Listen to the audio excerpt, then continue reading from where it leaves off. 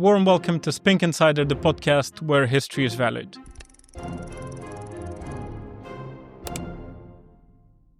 My name is Arnas Savickas. I'm Spink Global Banknote Coordinator, and I'm joined here with Robert Wilde-Evans, who is the head of our special commissions. Would you like to introduce yourself? Yeah, certainly. I'm Robert Wilde-Evans. I've been with Spink for the past 7.5 years, and most of that time dealing with medals and militaria. I have a particular interest in the Napoleonic Wars, the Battle of Waterloo, the naval actions of that period, so Trafalgar, other, of course, famous battles of that time. Of course, I do deal with a lot more besides just Napoleonic medals, but I've got one rather good example that I will share with you in a little while, and yes, let's go from here. Well, the time flies by. It's almost 8 years for me as well, so I guess we joined very close to each other. Time definitely flies by. So the Waterloo battle, was that in 1815? Yes, and specifically Sunday, the 18th of June, 1815. Right. Okay. Can you tell us more about it? If there's any medals that you like particularly, or any groups or special actions that you find admirable in a scene? Yeah, of course. I suppose to put it in a bit of context, I mean, and we'll go into the details of the medal in a little while and why that was so important in the history of medals. But the Battle of Waterloo essentially ended 2 decades easily of global warfare. And of course, everyone knows that Napoleon was the sort of central character in the Napoleonic Wars, hence why they are called the Napoleonic Wars, of course. But Waterloo essentially ended Napoleon's ambitions to create this vast French empire.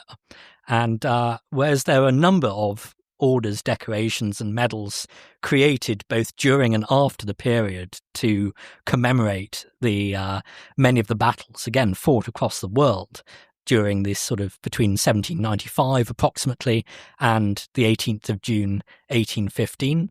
The Battle of Waterloo brought about Napoleon's final downfall. And it was, of course, the Allied army under the Duke of Wellington, as sort of known, in fact, as I'm sure you know, for being featured on the back of, I believe, is it a £5 note? Was it the Duke of Wellington? Is it the £5 note from a few years ago? That's right. With Churchill. Yeah, exactly. To go back to sort of Waterloo, so it essentially ended a couple of decades of global warfare and ended Napoleon's ambitions at having this great empire. So that's essentially why it is such an important battle. And of course, it was very nearly an Allied defeat. Napoleon very nearly beat the Duke of Wellington.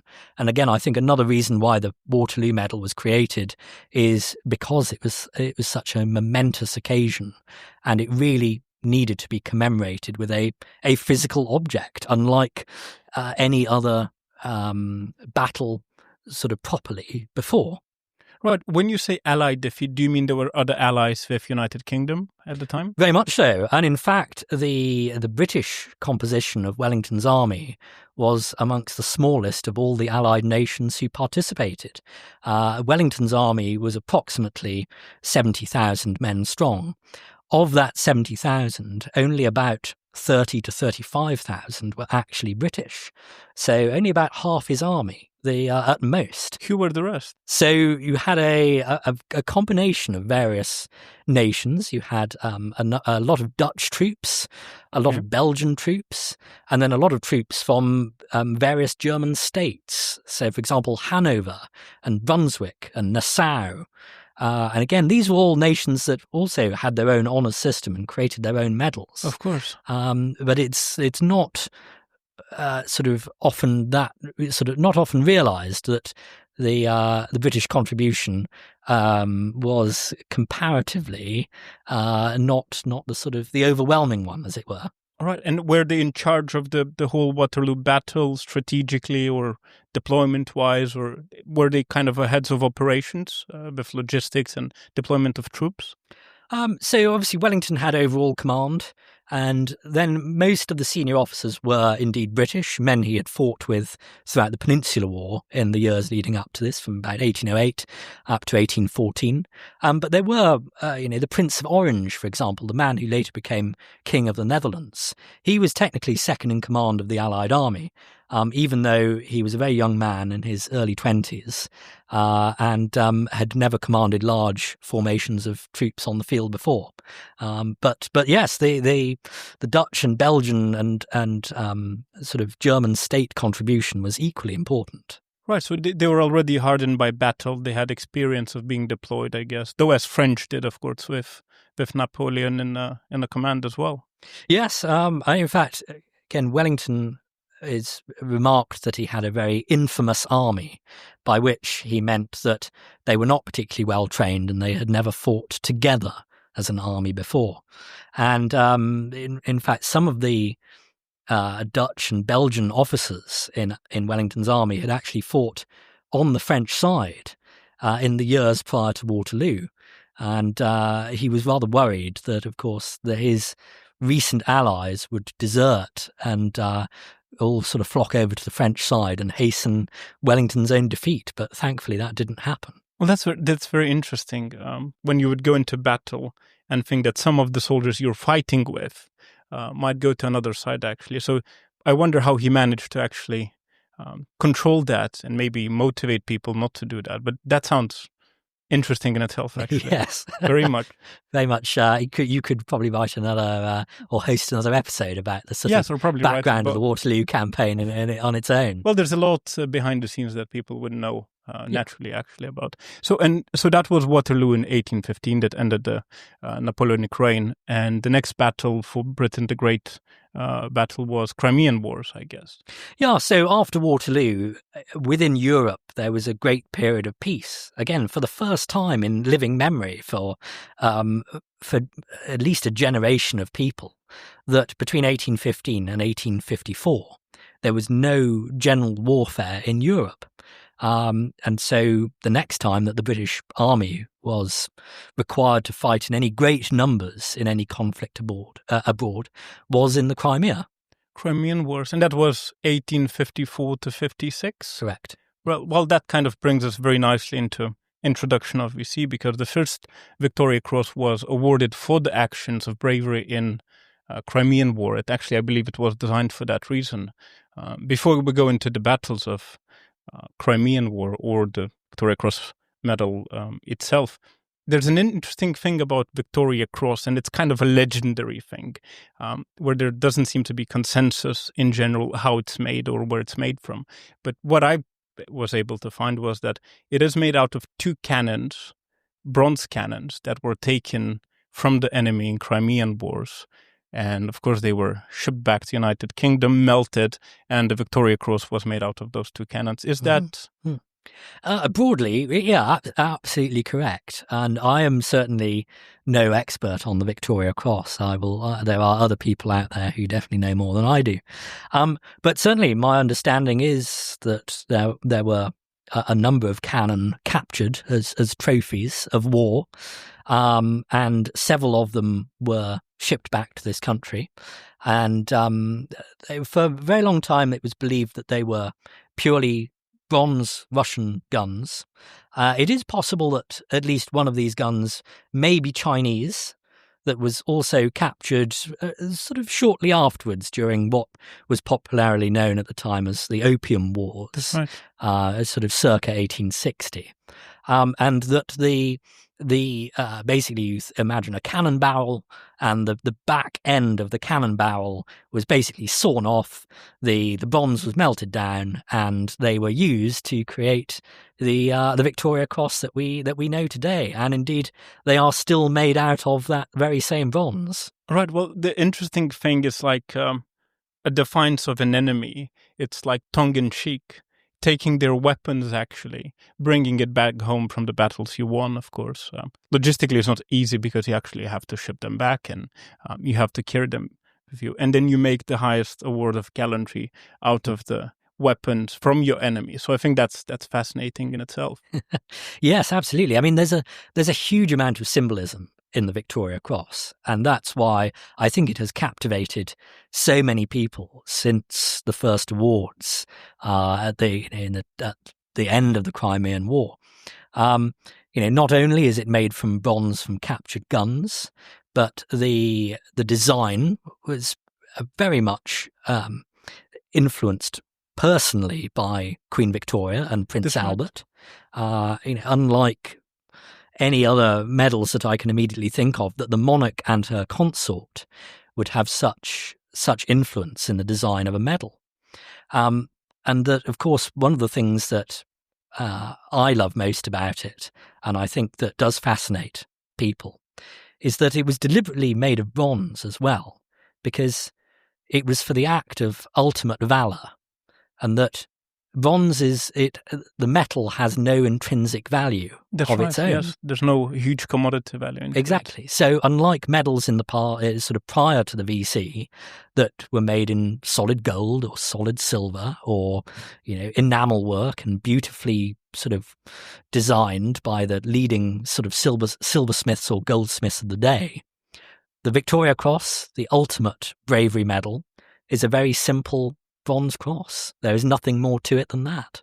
Yes, well, and that's amazing because it kind of is preserved through history. If you think about gold medal, it could be many things that could be done to it. And, in times of distress, people would have many ideas what to do with the Golden Cross, actually. Mm-hmm. The fact that it's bronze, I think, preserves it very much with the time as well. And also one interesting thing with British medals, which I like a lot, is they're all engraved to individual person. Now, Victoria Cross is on the back. The round medals, I would guess these are mainly campaign medals. They're on the side of the rim, so you can always attribute it to a particular individual for his actions.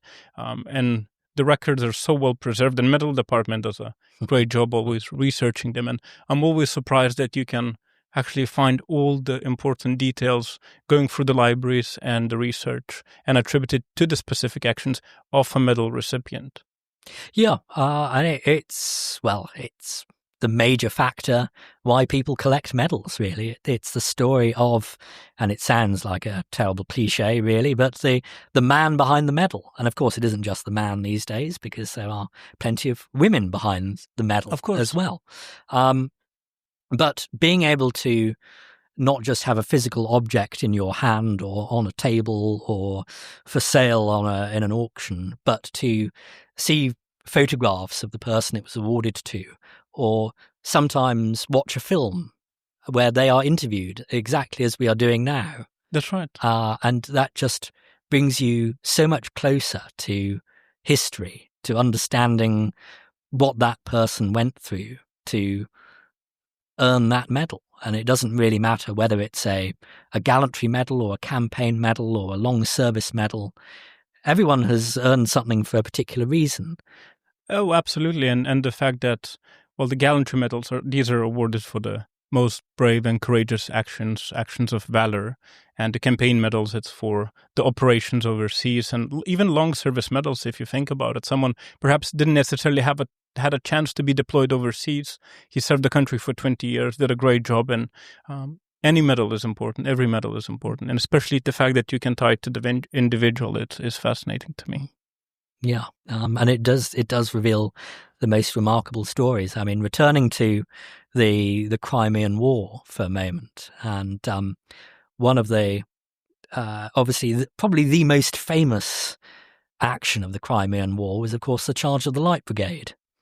And how was that? So I suppose the days have gone by when it was said sort of every school child used to learn Alfred Lord Tennyson's poem, the charge of the Light Brigade with the noble 600 galloping down the valley to certain destruction at the Russian cannons. Right. And of course, a film was made about it in the 1960s with a lot of famous actors, including Sir John Gielgud and Trevor Howard and all kinds of other David Hemmings and various other notable individuals.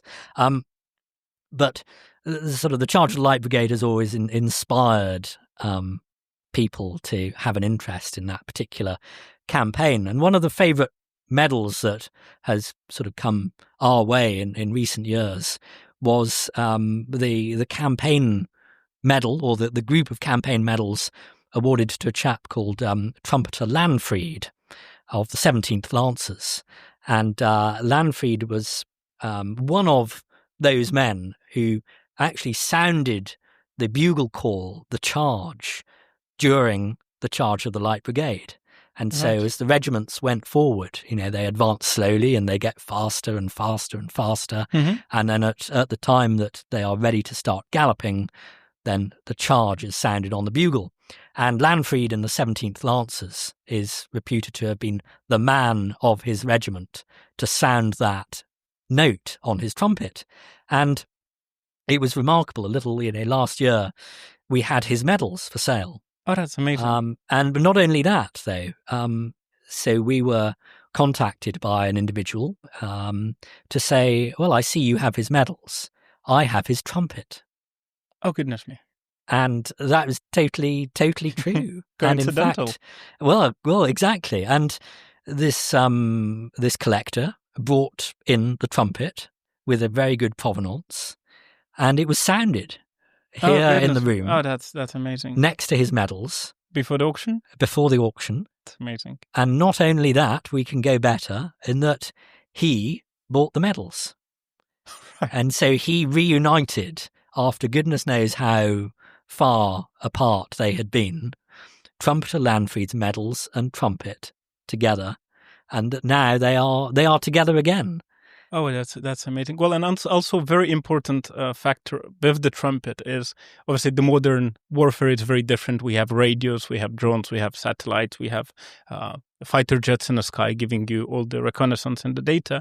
But at that time, the radio wasn't developed. So one of the ways to communicate would be the trumpet. So everyone would have a signal. So it's actually a very historically important piece, especially for the battle, because everyone is synced into what is actually happening. Oh, totally. And in fact, part of your drill prior to going on campaign was you had to memorize or learn to understand all the various drum beats, all the trumpet calls, all the whistle calls as well, what they meant.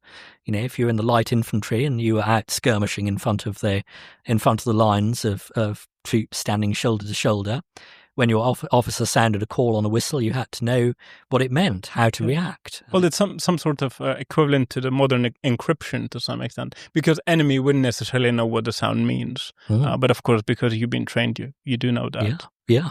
And so that's and Trumpeter Lanfried as well lived a good long life. And again, not only as I've related all these marvelous coincidences that get medal collectors going, but there is a sound recording of Trumpeter Lanfried from not long before he died, and actually speaking into sort of an Edison phonograph. That's right. I was wondering. The wax kind of exactly, a wax cylinder. Yes, wax cylinder. Imagine an early version of what we're doing right now as we're speaking. It was on the wax. And he announces, I am Trumpeter Lanfried. I sounded the charge, of the charge of the Light Brigade, and I'm now going to sound that again.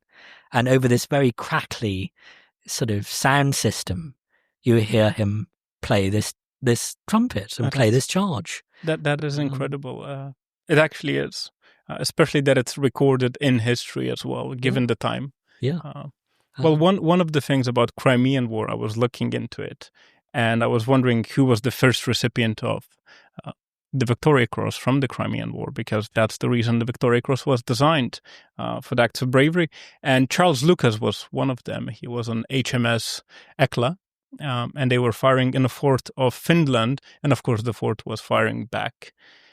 Now, in the heat of the battle, there was an explosive that was launched into HMS Hekla, and everyone was commanded to lay on the ground flat. And Charles Lucas, he grabbed the explosive while it was sizzling with the fuse, threw it over the board. So he had this huge resolve. It's one of the things which will come back over and over again. It's the bravery, very interestingly, it's a split-second decision. It's not something you can premeditate, prepare for. Either it happens in a moment or it doesn't. So he grabbed the explosive, threw it overboard, and the explosive detonated before touching the water. So he was in an arm's length of harm. He actually had it in his hand. Also, another thing that we would have to consider is it was a hot explosive, of course, because it was fired. So probably he must have burned his hands with that. He was instantly promoted into lieutenant by his commanding officer, and he was the first recipient of VC in 1857, and it was in the Buckingham Palace. So it's kind of set the tone for VCs and what the Victoria Cross is all about, for the action of bravery, valor, and courage. And even when everyone was commanded to lay flat, he had this resolve in a spurious moment, took the explosive and threw it over the board. Yeah. It defies belief what some of these individuals, I mean, especially with the Victoria Cross, but other gallantry medals as well. It defies belief what they are capable of, and no one will ever know until it happens. Yes, whether that's the interesting part. You will, what will you do? There's just no way of knowing. Exactly. And it's Lucas is a wonderful example of that. And in fact, there's another example of a very similar situation, which I will go back and talk about briefly, if I may, because it's almost exactly the same situation. So, returning to the Battle of Waterloo, one of my favourite, I said, my particular area of interest is the Napoleonic Wars, and one of my favourite Waterloo medals that I've ever had the privilege to take in here, to research, catalogue, and indeed sell at auction, reminds me of a very, very similar story. And again, this is the reason why medal collectors get excited. This is the reason why we get excited as specialists. And I hope if you'll allow me to put some context to the story as well, because this is what really speaks to me as someone who works at Spink and does, the job that we do. So last year, a lady came in with a bag of coins and medals, and just a sort of carrier bag, Tesco's carrier bag, Sainsbury's carrier bag, whatever. And I was asked to go down and look at the medals, and someone else was asked to go down and look at the coins. And so I empty the bag on the table outside, and I see a lot of First World War campaign medals, which, again, we don't know what the person went through to earn those, but from a financial point of view, they are generally not worth a huge amount of money. But then at the bottom of the pile was a small brown paper envelope. And I opened the envelope, and there is a Waterloo medal inside it. Okay, well, this is more interesting Spices it than up. anything I've previously looked at. And so I look around the edge of the medal, because, of course, the Waterloo medal is named around the edge. It's the first British campaign medal to be officially named to everyone who participated in that battle or that campaign. And it's named to a lieutenant colonel in the 1st Foot Guards. His name was Goodwin Colquit, so an unusual surname. And I thought, okay, well, there weren't many lieutenant colonels in the 1st Foot Guards at the Battle of Waterloo, so this is going to be quite interesting. So I went upstairs and looked in some books and realised that this was actually quite an exciting and important campaign medal.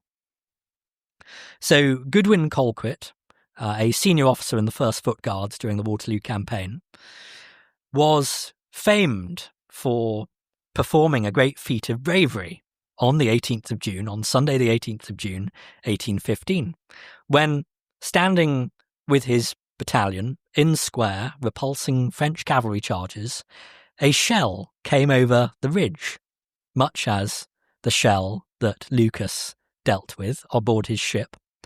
And the shell landed splat in the mud, with the fuse still fizzing. Think of a cartoon bomb like we see in the cartoons. Of course. Classic sort of Tom and Jerry kind of thing. That's what shells were like during the time of the Crimean War, during the time of the Napoleonic Wars. And without further thought, Colquit picked up the shell and flung it outside of the square, where it then exploded without doing harm to anyone.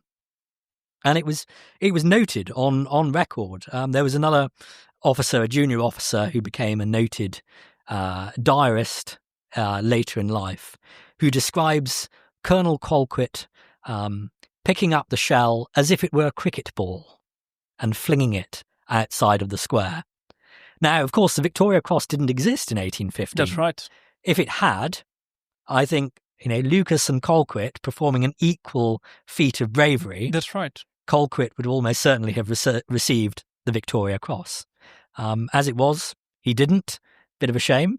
But again, it's interesting to look at these amazing feats of bravery and these similar acts that, that these men performed. Of course. Well, also one interesting thing about Victoria Cross in general is that it was designed for the acts of bravery and military valor, irrespective of rank, because at the time of Waterloo, they had, I believe, different classes of medals for officers, NCOs, and other ranking soldiers. But Victoria Cross is one universally uniting feature that, irrespective of your rank, you were awarded it for your military valor, which I find fascinating, of course. Yeah. So, and also one of the interesting things about Colonel Goodwin Colquit is, of course, well, he didn't just fight at Waterloo. He'd fought throughout most of the Peninsular War beforehand. And in the course of my research, I had this great fun sort of learning more about his life, putting his story together to tell to all our friends and clients. I actually found some excerpts from a diary that he wrote when he was in Spain. But also, in addition to Spain, he clearly continued writing. He obviously enjoyed doing so and jotting down his thoughts of life on campaign. And I think there's one sort of fascinating little bit that I found from 2 days before the Battle of Waterloo. Now, on the 16th of June, 1815, a battle took place, the Battle of Quatre Bras, so the sort of prelude to Waterloo. And Colquit's battalion were marching towards the scene of the action. They could hear the gunfire, the cannons, the musketry, and they were coming up as reinforcements for Wellington's defensive line. And so Colquit wrote in his diary, 16th of June 1815, "We marched up towards the enemy, at each step hearing more clearly the fire of musketry. And as we approached the field of action, we met constantly wagons full of men, of all the various nations under the Duke's command, wounded in the most dreadful manner. The sides of the road had a heap of dying and dead, very many of whom were British. Such a scene did, indeed, demand every better feeling of the mind to cope with its horrors. And too much cannot be said in praise of the division of guards, the very largest part of whom were young soldiers and volunteers from the militia, who had never been exposed to the fire of an enemy or witnessed its effects. During the period of our advance from Nivelles, I suppose nothing could exceed the anxiety of the moment with those on the field. The French, who had a large cavalry and artillery, in both which arms we were quite destitute, excepting some Belgian and German guns, had made dreadful havoc in our lines, and had succeeded in pushing an immensely strong column of tirailleurs, i.e. light infantry, into the wood I have before mentioned, of which they had possessed themselves and had just begun to cross the road, having marched through the wood and placed affairs in a critical situation, when the guards luckily came into sight. The moment we caught a glimpse of them, we halted, formed, and having loaded and fixed bayonets, advanced, the French immediately retiring, and the very last man who attempted to re-enter the wood was killed by our grenadiers. At this instant our men gave 3 glorious cheers, and, though we had marched 15 hours without anything to eat or drink, save the water we had procured on the march, we rushed to attack the enemy. This was done by the 1st Brigade, consisting of the 2nd and 3rd Battalions of the 1st Regiment, and the 2nd Brigade, consisting of the 2nd Battalion of the Coldstream and the 3rd Regiment, were formed in a reserve along the chaussée, i.e. the road. As we entered the wood, a few noble fellows who sunk down overpowered with fatigue lent their voices to cheer their comrades. The trees were so thick that it was beyond anything difficult to effect a passage. As we approached, we saw the enemy behind them. Taking aim at us, they contested every bush, and at a small rivulet running through the wood, they attempted to stand, but could not resist us, and we at last succeeded in forcing them out of their possessions. The moment we endeavoured to go out of the wood, which had naturally broken our formation, the French cavalry charged us, but we at last found the 3rd Battalion, who had rather skirted the wood and formed in front of it, where they afterwards were in hollow square, and repulsed all the attempts of the French cavalry to break them. Our loss was most tremendous, and nothing could exceed the desperate work that evening. The French cavalry and infantry fought most desperately, and after a conflict of nearly 3 hours, the obstinacy of which could find no parallel, save in the slaughter it occasioned, we had the happiness to find ourselves complete masters of the road and wood, and that we had at length defeated all the efforts of the French to outflank us and turn our right, that when nothing could be of greater moment to both parties. And I think, that exemplifies really the sort of fighting that was going on. This is still 2 days before the actual Battle of Waterloo happened. Yes, unbelievable. Though a very important battle nonetheless. And to have a sort of eyewitness account from a man who was there leading his troops into battle, into a situation where they've been marching for hours on end, they have no food, little water, and yet still to do what needs to be done. And he clearly maintained this memory and enough to write about it afterwards. Well, just the fact that you're marching for 15 hours with very heavy equipment and you do not have any water, that is quite difficult. Yeah. And then to hold this man's medal for that campaign in my hand, to find this information out, to have it reproduced in the catalogue, and to stand on the rostrum on auction day and sell that medal, for it to go to a very good home, to someone who has read the words that I've managed to find that have been possibly, hidden from public view for many, many years. It's one of the reasons why I do this job and why we all do this job. Absolutely. And that is the medal that came in Tesco's bag wrapped in an envelope? Is that the one? Exactly, that had lain uncovered and unloved for many, many years. Well, and she probably never knew she had that. Yeah, absolutely. Well, it's great they came to Spink. Indeed. I'm very glad it did, and I like to think I did justice to Colonel Colquit and his story. Well, from the story you just told, you definitely did. Well, one interesting thing, we're going back to symbolism, is if we look into orders, most of orders are in the shape of a star, and top gallantry medals like Victoria Cross is in the shape of a cross. It's somewhat embodying the sacrificial spirit too, as in terms of a cross, which I found quite interesting researching it. Yeah, totally. And in fact, the Victoria Cross, the design was inspired by, as I mentioned a moment ago, the Army Gold Cross, which was a sort of campaign medal, but also sort of not, which was awarded to, again, senior officers, almost entirely of the general officer rank, some colonels as well, but general officers during the Peninsular War. And Queen Victoria is supposed to have liked the idea so much that she kept the design of this cross with a lion in the centre, but transferred it from something in solid gold for senior officers only to something in bronze that was open to everyone.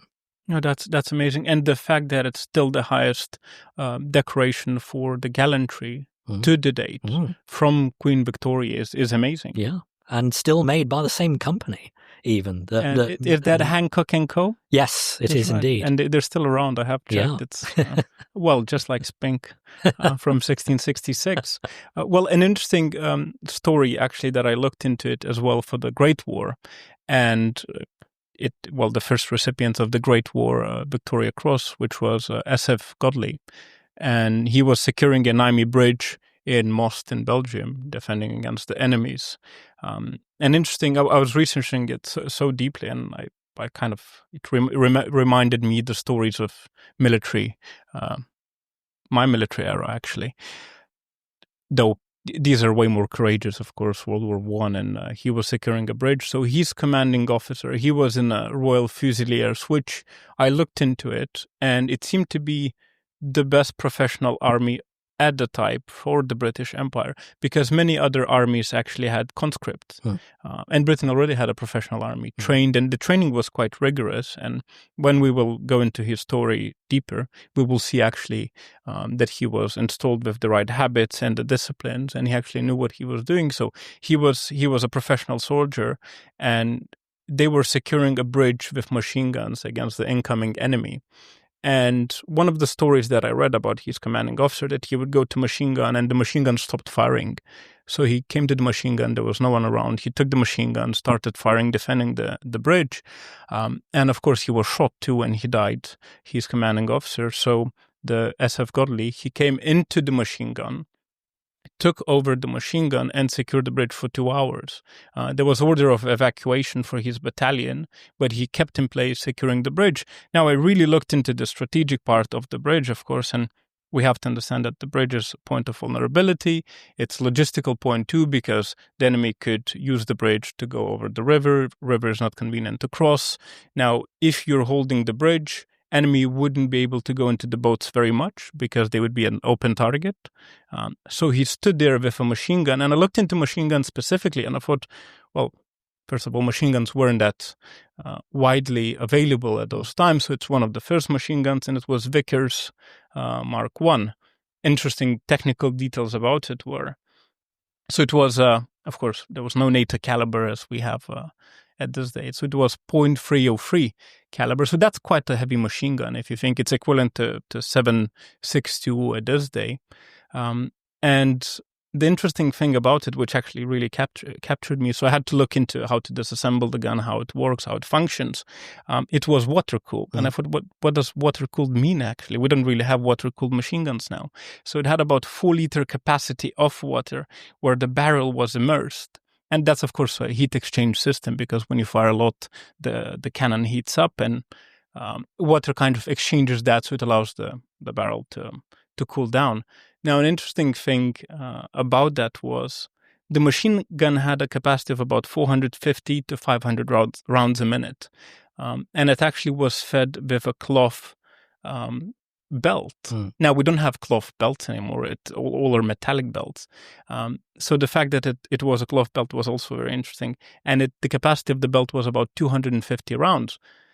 So if you think about it, he was there for 2 hours defending a bridge with a belt that has a capacity of 250 rounds. Now, the machine gun shoots at about 450 to 500 a minute, which would mean if you go full power, you would have to change the belt twice a minute.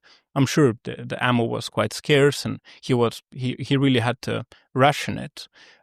And I found that very interesting that he had 27 shrapnel wounds on his back when Germans captured him, and he had a bullet in his head, in his skull actually, and he was defending the bridge for 2 hours alone with a machine gun that would overheat. The water had to be exchanged. I would assume that because it was a belt-fed system with a cloth belt, it would jam because the cloth is soft, and if the bullets twist, it cannot engage properly. So just the acts of courage he had alone for 2 hours against the enemy who tries to take a bridge. You are alone. No one is there. All the enemy forces are like laser point focused on you because you're the only person that's shooting from the direction. The fact that he was able to withstand there for 2 hours alone while being the ultimate target for the enemy. And of course, he caused them a lot of pain. So all their effort had to be concentrated to kind of eliminate him from there and neutralize.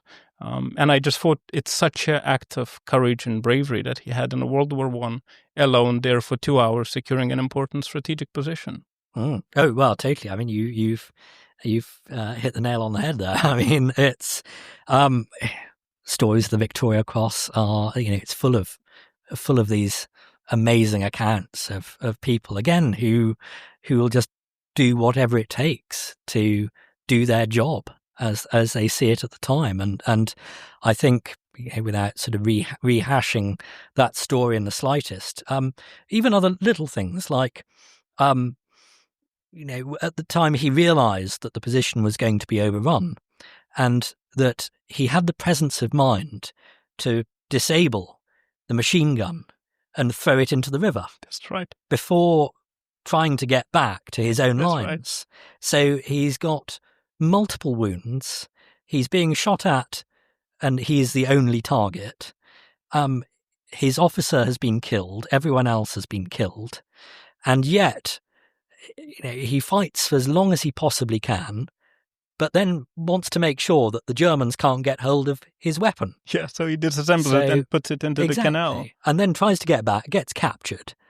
And again, it's astonishing, manages to survive these wounds, spends the rest of the war in a German prisoner of war camp, again, survives that. Until 1918, exactly. Right. With all the sort of hardships and everything associated with, lack of food when the German economy was crumbling, all the rest of it, and gets back to receive his decoration, so well deserved from the hands of the king personally, and then lives a good long life, and I think dies at some point in the 1950s. That's right, 1957, still with a bullet in his skull, actually. Yes. He was buried with it. I mean, these individuals, you wonder they are sort of Superman. That's really. right. That's right. If you think about it, once again, we come into time and again that these decisions are made on the spot. They cannot be prepared for. And of course, he deserves the Victoria Cross. And his commanding officer got a cross. Of course, after he passed away, he was awarded the cross as well. So we see this dynamic of a commanding officer getting a Victoria Cross and a private getting Victoria Cross for the same actions. And that's what the Victoria Crosses were designed for. Yeah. Yeah, exactly. I think it's a wonderful example to sort of show exactly what we're talking about. It truly is. And if you think about it, I would just wonder if every recipient of Victoria Cross could have a movie about itself. Oh, yes. It probably could if you would think about it, because these acts of extraordinary courage, they're just, difficult, as you say, Superman, they're difficult to believe they actually existed. And I'm sure even the person, when they come back, they think, did I really do that? It's phenomenal. And invariably, they're all such humble individuals as well. And again, not necessarily if it's just the Victoria Cross, but whether it's other medals for gallantry or campaign medals, at all, across all sections of society, all periods of time. Most people, there are VC recipients that, their families didn't really ever know anything about what they did to earn it. There's a wonderful example of a senior officer during the First World War, again a Victoria Cross recipient, who is definitely worthy of a film. His name was Adrien Carton de Wiart, and he was a career officer in the British Army. He was actually Belgian by birth. What? Oh, hence the unusual name. But he had fought in East Africa, where he'd lost an eye. He had fought in South Africa during the Boer War. And I may be getting this story incorrect where it happened, but I believe it's possibly during the Boer War when he lost a hand. That's right. To interject into that story, I think he had lost his fingers, and the surgeon didn't want to amputate it, and he tore it off himself. Yes, that's right. Exactly. That's the one. But then, continues being employed in the British Army. And anyway, he is a battalion commander and then a brigade commander on the Western Front during the Great War, despite only having one eye and one arm and probably lots of other sort of wounds as well. But he earns the Victoria Cross on the Western Front. Now, what I find fascinating is that in his memoirs, in his autobiography that he wrote later in life, he makes absolutely no mention that he ever received the VC. Right. Okay, how interesting that is. As you say, they're hardened by battle, and their focus was not on award, it was on the actions. Yeah. I don't know if you know that detail, but I think when he was interviewed, they said about his experiences at the war and a battlefield. They said, how were they? He said, I frankly enjoyed them. Yeah, yes, exactly. Frankly, I enjoyed the war, right. Which is perhaps we would think it was a very strange and unusual thing to say. Yes, but then you would have to look into account of the nation, and it was trying to achieve its goals and perhaps protect themselves. And he was just doing its best that he could for the country. Yeah, oh yeah, totally. But another amazing personality and we haven't even mentioned that he was captured by the Italians during the Second World War and escaped several times, dressed as a sort of Italian peasant. So a really fascinating character. So I would recommend to any of our listeners that not only read his autobiography, but certainly his Wikipedia page that's right. It's to know a amazing. little bit more about the amazing Adrien Carton de Wiart. I have coincidentally done that about 6 months ago, and I thought, oh, goodness me, that is some story there for sure. Well, just like Godley. And if you think about going back to collectors in general and the fact that every medal from British Empire and Great Britain have an inscription of a person, we actually had a pleasure of selling Godley's medal. And that was in 2012, the 19th of July. And the fact that it went for £276,000, I found that fascinating. So clearly the collectors recognized that. And once again, you can tie it up to the heroic actions of a person, the individual itself. And I think that's just a great thing. Yeah, absolutely. It's all about these personal stories. Yes, and well, the beauty about medals is that even if there's 2 or 3 Victoria Crosses that look exactly the same, the stories, though there's some things that unite them, the acts of bravery and the courage and valor, they're all individual stories which you can read about. You can associate it with the person that it was attributed to. Yeah, oh, totally. And that's why we do it, and that's why our collectors love it. And I think there are all sorts of personal reasons why people do it. Some people want to own a Victoria Cross to appreciate this ultimate act of valor and to just have a part in this amazing piece of history.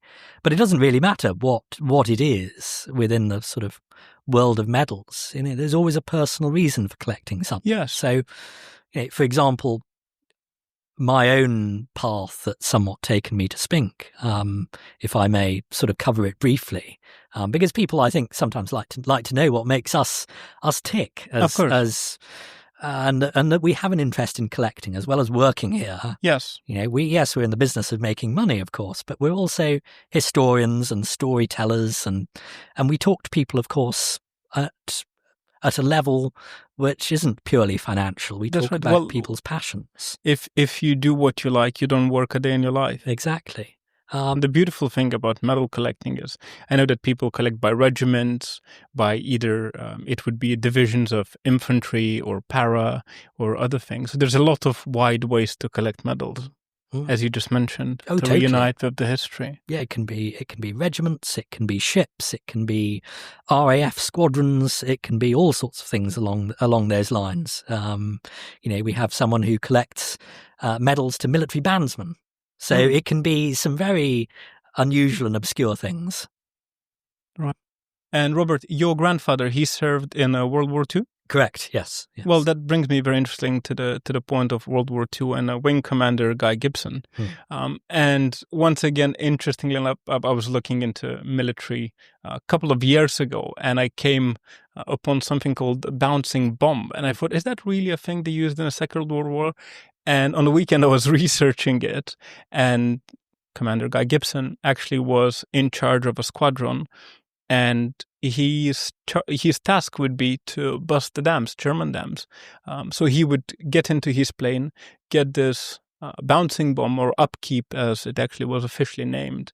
And it's very interesting. I found he was such a young man, actually, in his early 20s. He had 170 combat flights where he would have to go and bust the dams or to do other things with a plane. So what he would have to do is he would have to attach this bouncing bomb, which looks like a barrel. He would take off. And of course, when we look into the dams in general, dam could be used as a bridge to transport things. So it's a very important strategically position, once again, for the Germans at the time of World War II. He would take off in his flight, have this barrel hanging off his plane. He would have to then go close to the dam, lower the altitude, very low altitude flight. We have to know one thing, that Germans were, of course, expecting it. If not in the first flight, definitely after the first flight. Because radio was there already, everyone knew the strategy. So he would be shot at with these anti-aerial machine guns in a low altitude while trying to spin this bomb. This bomb would spin, once again, it goes like a barrel, at 500 RPM. When he's close to the distance of a dam, he would release it, and the barrel or the bomb would bounce like a pebble and hit the dam. Once again, I found that such extraordinary acts of courage, because he knew he was going to be fired at. there was no mystery about it. Germans knew they were coming. They must have known. Also, planes were very loud. So he was shot at quite a bit, if you would think about it. And when you think about the fact that he had 170 combat flights, that's a lot of flights. If you do one a day, which he probably didn't, that's quite a pace to keep up.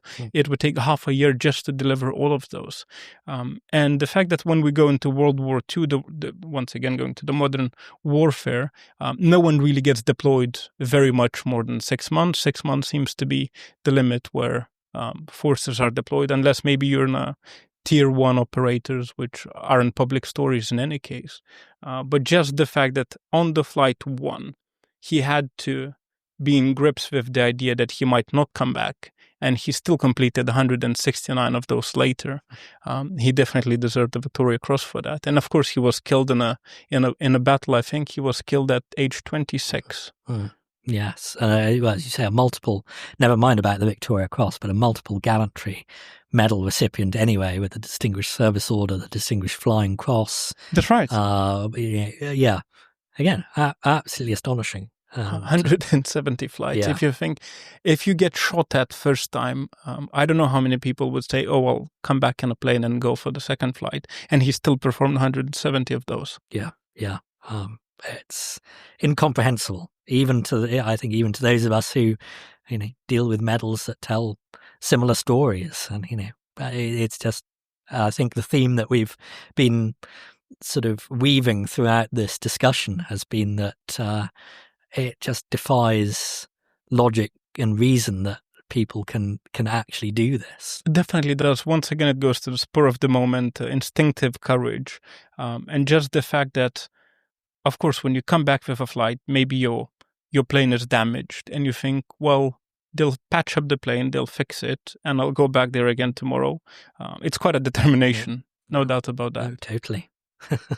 Well, and talking of Victoria Crosses in general, well, we have a Victoria Cross in front of us on a table. Would you like to take us through that, Robert? Yeah, I certainly can. So this, we are very, very excited to be offering this particular Victoria Cross for auction, which has come from a descendant of the recipient. And so, again, medal collectors are interested in this sort of thing. It has never been offered for sale before. First time on the market. Exactly. And it's the Victoria Cross awarded to an officer, a lieutenant, with the surname of Sandys-Clarke. It is who received, sadly, a posthumous Victoria Cross for his actions in North Africa in 1943. And again, it is the most remarkable tale of gallantry and valor and, daring do in the face of insurmountable odds. And unfortunately, of course, like the majority of Victoria Cross recipients, it is a posthumous one. As I said, he was killed in the act of ultimate valor. And so, essentially, I mean, again, we could go on. We could probably have a whole episode about Sandys-Clarke. I had such an interest reading the description, and I thought, this is amazing. If I can point out a few notes, which I found incredibly interesting. So he was Lieutenant W.A. Sandys-Clarke, known as Peter, of course. And in 1940, so before the action, he had an injury, motorcycle injury in military service, where he was left almost deaf on the left ear and almost blind on the left eye.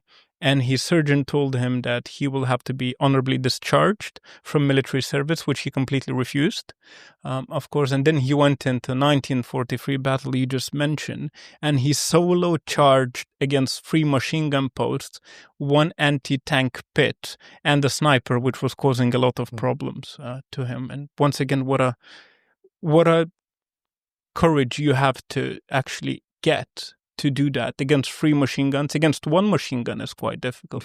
When you have 3 of those, well, exactly, it's something. It's another level. And of course, absolutely, and not to forget, of course, that He, as a junior officer, basically commanding a platoon, most of his platoon had already become casualties. They had survived German artillery strikes. They'd been living out in the desert under awful conditions for days on end. And he'd been wounded already, and wounded in the head, covered in blood, very little support. And yet he made that decision. Probably exhausted, lack of sleep, hungry, and thirsty too. Yeah. And he made that decision that he was going to assault those positions to try and improve the lives of the men that were remaining with him. That's right. And unfortunately paid the ultimate sacrifice for attempting to do so. That's right. And his brother-in-law, who was there as well, he has left the post. And when he came back, Peter was already dead. But if I can read something that he has written to his sister, which was wife of Peter, of course, that is fascinating. I found that line quite fascinating. And if I may, it says, René, what can I say? It is useless for me to try and express my feelings on paper, as they go far too deep for that. All I know is that I and we all have lost one of the finest and bravest of us all, and that he died as he always lived, in the highest interpretation of courage and honor. This is his brother-in-law has written it to his sister, and if you think about it, of course, he probably saved a lot of lives doing that. Yeah, very much so, and yes, and it's also particularly tragic that not only did Peter die, but of course his wife, to whom that letter is addressed, gave birth to their son only a few days afterwards. Oh, and so there was a child that again never met, never knew such a gallant father. And if you would think about it, probably he knew that because they were, I'm sure, corresponding, probably he knew that she was pregnant and about to give birth. And he still did that to save the troops he was serving with. Yeah. And that kind of embodies what the VCs are about, this sacrifice for the nation. You do your best you can to protect the people you're with and to protect the battles you're in. Yeah, very much so.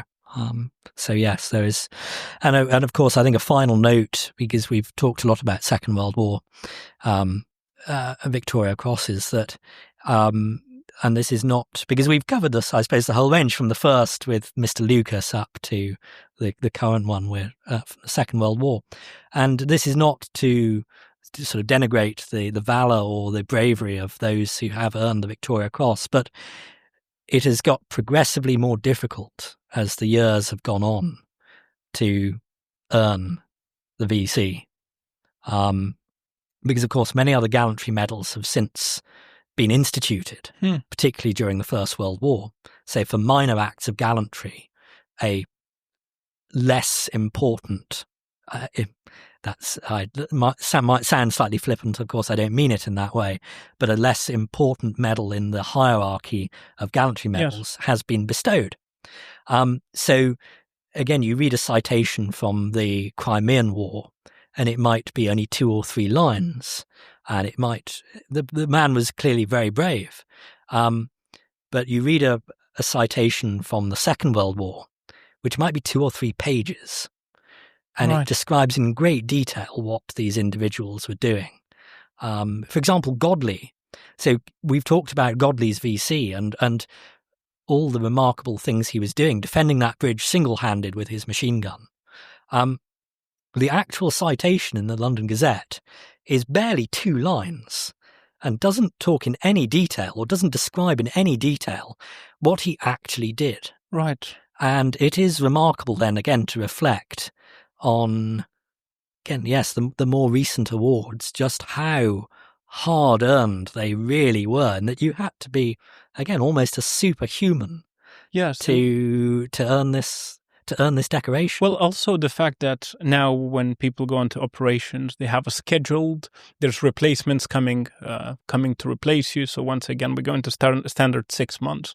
On World War II, they actually didn't know when they will come back, if they will come back at all.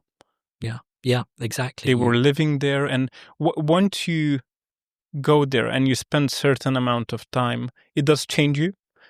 Your attitude towards it is very different. Once again, if we think about it, if you spend a year there, it's very difficult to actually come out of the zone. I'm sure many people would have wanted to come back, but there is no planes at the time. No. You had to be there, and you had to do what was required of you to advance and to make sure that you weren't captured or worse than that. No, absolutely. Great respect for those who were out there for as long as needed, and no true rest or breaks of any great duration. And absolutely remarkable they were. And this is a case that goes back. If I may digress very slightly, and just, for example, going back to the Napoleonic Wars, lasted from 1808 to 1814, so 6 years. Now, there were plenty of people who didn't go home in 6 years. Right. And so, and we're talking about campaigning in the early 19th century. Wasn't walk in a park, that's for sure. Incredibly tough people. Well, again, those who went to India, for example, in that period, where you were far more likely to die of disease than ever fighting against the enemy. And yet people came home, but they might have been out there for 20 years, some of them. Oh, wow, 20 years. Sometimes there were individuals who were there for decades at a time. Was that their choice, you think, or was that just circumstances? A bit of both. But, again, just emphasizing the remarkable toughness of individuals that just did what they had to do. Yes, very united, and camaraderie was completely at a different level, I would believe, too. Absolutely. Right. Well, thank you so much for that, Robert. I think we covered quite a bit: Waterloo, Crimean Wars, World War I, World War II, and of course the medal that we have in front of us from 1943. Thank you so much for your time and sharing your expertise. No, a pleasure. Thank you very much indeed. Thank you everyone for listening today. If you like the podcast, please share, subscribe, and stay tuned for further episodes.